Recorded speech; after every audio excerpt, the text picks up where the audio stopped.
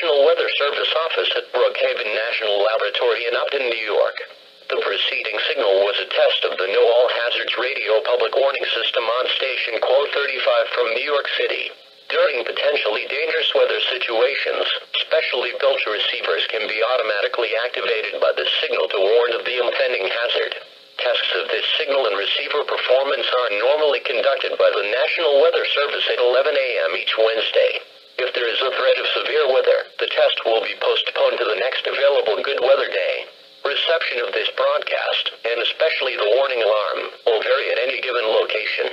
This variability, normally more noticeable at greater distances from the transmitter, can sometimes occur, even though you are using a good quality receiver in good working order.